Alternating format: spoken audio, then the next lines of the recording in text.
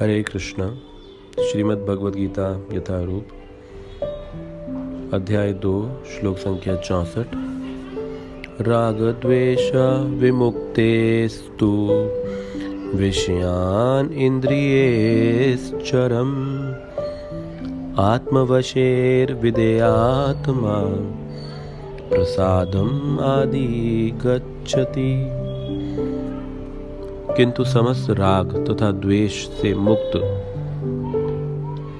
एवं अपनी इंद्रियों को संयम द्वारा वश में करने में समर्थ व्यक्ति भगवान की पूर्ण कृपा प्राप्त कर सकता है।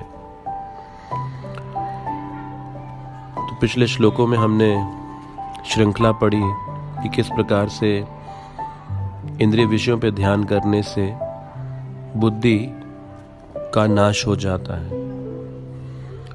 लेकिन इस श्लोक में बताया जा रहा है कि कैसे इससे बचा जा सकता है। राग द्वेष विमुक्तेस्तु। राग यानी आसक्ति, द्वेष मतलब द्वेष, और राग और द्वेष से विमुक्त रहने वाला व्यक्ति।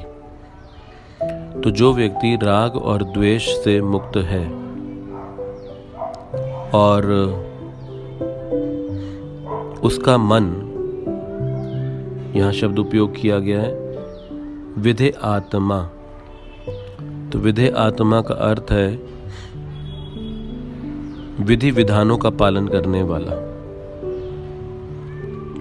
तो विधे आत्मा, विधि विधानों का पालन करने वाले का मन नियंत्रित रहता है और ऐसा व्यक्ति प्रसाद का मतलब है भगवान की कृपा, आदि गच्छति प्राप्त करता है।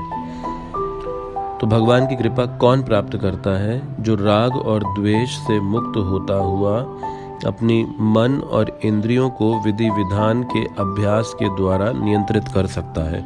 तो विधि विधान ये हमारे बंधन के लिए नहीं, ये हमारी स्वतंत्रता के लिए है। सामान्यतः जब भी कोई नियम आदि की बात की जाती है तो हमारे मन में तुरंत ये विचार आता है कि अब हमें ये भी नहीं करना होगा, अब हमें ये भी नहीं करना होगा, क्या ये भी नहीं कर सकते, क्या वो भी नहीं कर सकते।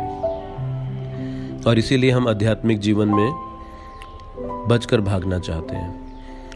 तो प्राय आध्यात्मिक जीवन से मिलने वाले लाभों को हर व्यक्ति पाना चाहता है, लेकिन उसमें जो त्याग करना होगा, जो बंदिशों को स्वीकार करना होगा, वो कोई नहीं करना चाहता, क्योंकि हम ये नहीं जानते कि ये विधि विधान, ये नियम वास्तव में हमारी मुक्ति के नियम हैं। जैसे एक पतंग को उड़ाने के लिए उसे पहले धागे से, डोर से बांधा जाता है।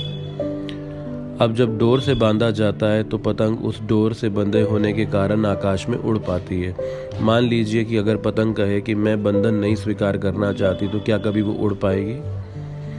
तो बंधन पतंग के बंधन का नहीं, स्वतंत्रता का कारण बन गया। उसी प्रकार से ये विधि विधान, ये नियम हमारी मुक्ति के कारण बन जाते हैं, हमें बांधने के कारण नहीं बन जाते। और जिसे हम स्वतंत्रता समझते हैं, यानी कि जो मन में आया बोला, जो मन में आया सोचा, जो मन में आया खाया, जैसा जीवन चाहा वैसा जिया, चाहे वो पाप हो पुण्य हो, किसी चीज़ का भेद ही ना हो, ये स्वतंत्रता नहीं, ये तो वास्तव में बंधन है। यानी कि अब आप कर्मों की प्रतिक्रियाओं से बंध गए। तो कर्म का नियम कहता है कि जो बोएंगे सो पाएंगे। नीम का बीज बोया है तो आम का फल नहीं पा सकते। तो आज जो हो रहा है वर्तमान जीवन में, ये बोकर आए हैं तो ये आया है। अब इसको भोगने के लिए बार बार जन्म लेना पड़ेगा। इसीलिए जैसे मानिए कि एक कैदी जिसको सरकार के द्वारा, कानून के द्वारा सजा दी जाए, अब जब तक सजा होगी तब तक उसे कैद में रहना पड़ेगा। उसी प्रकार से हमें अपने कर्मों को फल भोगने के लिए ये भौतिक शरीर दिया जाता है। तो अब जीवन में परिस्थितियां अच्छी बुरी, अपमानजनक, सम्मानजनक, ये सब हमारे कर्मों के द्वारा बोए गए बीजों का ही प्रभाव है। इनको भोगने के लिए बार बार जन्म लेना पड़ेगा। अब जन्म लेना कोई आसान नहीं। जन्म के समय 9 महीने माँ के गर्भ में रहते हुए वेदना को सहना, फिर उसके बाद इस शरीर के विकास क्रम में अनेक प्रकार के रोगों का सामना करना, और फिर शारीरिक ही नहीं मानसिक कठिनाइयों का भी सामना करना, और फिर प्राकृतिक आपदाओं का, फिर वृद्धावस्था और फिर मृत्यु। तो जन्म लेने के साथ ये सब चीज़ें इस पैकेज डील का पार्ट है। यानी कि बाय वन गेट वन जैसे कहते हैं ना, कि एक खरीदो दूसरा मुफ्त पाओ। तो अगर आपने जन्म को खरीदा तो अब मृत्यु मुफ्त पाओ। तो ये है by one get one free. तो उसी प्रकार से हमारे कर्मों के बंधनों को भोगने के लिए हमें बार बार जन्म लेना होता है। और ये जो जन्म और मृत्यु का चक्र है, ये कभी ना खत्म होने वाला एक सिलसिला बन जाता है। इसीलिए ये विधि विधान बाहर से देखने में बंधन लगेंगे, लेकिन इनका परिणाम मुक्ति है। जैसे कई बार कुछ वस्तुएं खाने में ऐसी होती हैं कि जो देखने में अपने स्वभाव के अनुरूप विपरीत होती हैं। यानी कि वो देखने में ठंडी होंगी, लेकिन जब खाते हैं तो उसका प्रभाव गर्म मिलता है। वो देखने में गर्म होंगी, लेकिन खाते हैं तो उसका प्रभाव ठंडा मिलता है शरीर को।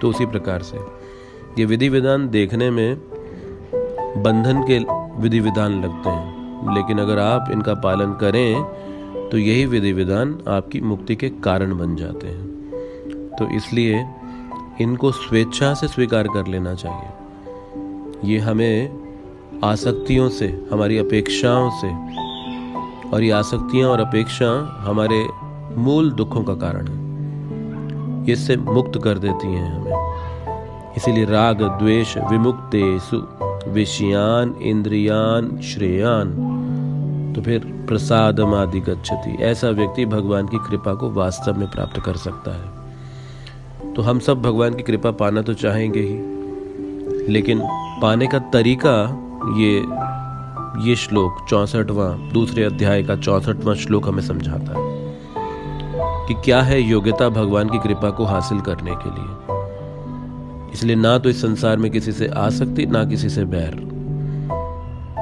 और फिर इन इंद्रियों को नियंत्रित करना विधि विधानों का पालन करके, क्योंकि मन को कुछ ना कुछ चाहिए। जैसे एक छोटा बच्चा, उसे कुछ ना कुछ चाहिए, कभी कुछ पकड़ के मुंह में डालेगा, कभी कुछ पकड़ के मुंह में डालेगा। तो अगर आप उसे कुछ सकारात्मक नहीं देंगे तो नकारात्मक की ओर जाएगा। तो मन भी एक छोटे बच्चे की तरह व्यवहार करता है कि उसे कुछ पॉजिटिव नहीं दिया तो वो नेगेटिव अपने आप जाएगा। तो ये जो भक्ति के विधि विधान है, ये पॉजिटिव इंगेजमेंट है मन की। तो जब ये पॉजिटिव इंगेजमेंट होगी तो मन अब स्वाभाविक जो है इंद्रियों को इंद्रिय विषयों से दूर रखेगा।